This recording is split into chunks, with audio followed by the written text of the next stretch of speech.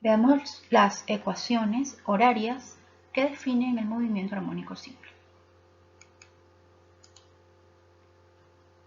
Vamos a analizarlo para el movimiento circular uniforme. Vamos a presentar dos casos. El primer caso es cuando partimos de la posición I en más A o menos A.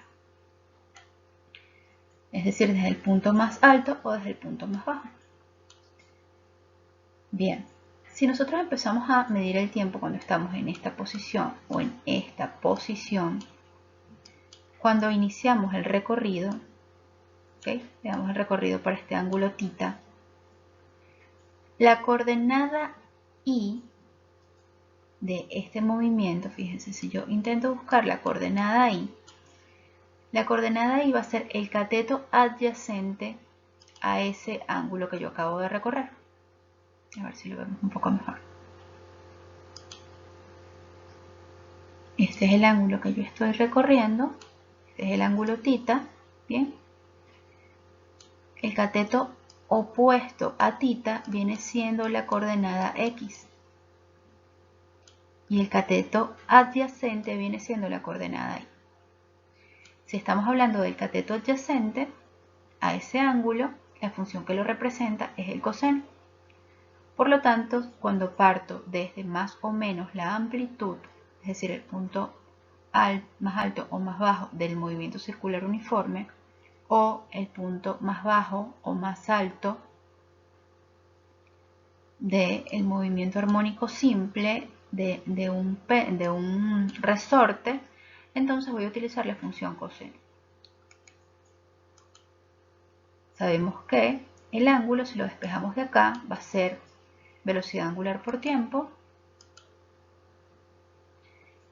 Y tenemos el siguiente caso, que es cuando partimos desde cero.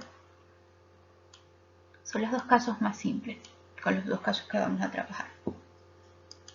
Bien, vamos a borrar esto para comenzar de cero.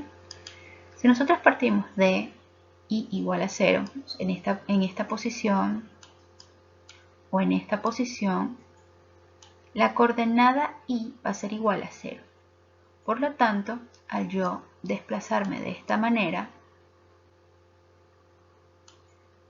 la componente I equivale al cateto opuesto. Si hablamos del cateto opuesto, entonces ese movimiento estará descrito por la función seno. De igual forma, podemos representar ese ángulo como velocidad angular por tiempo. Y tenemos otras expresiones. Velocidad angular la podemos sustituir por 2pi por t, 2pi dividido periodo, perdón, o 2pi por la frecuencia por el tiempo. La manera más cómoda de graficar en función del tiempo, cualquiera de estos dos casos, bien sea que partimos desde las posiciones más altas o más bajas, o desde los puntos comprimido o estirado del resorte, la manera más cómoda para graficar es con esta fórmula.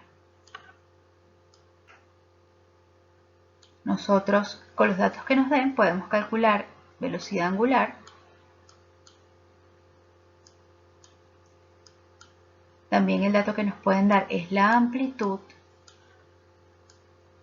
y establecemos una tabla de valores para graficar la posición I en función del tiempo.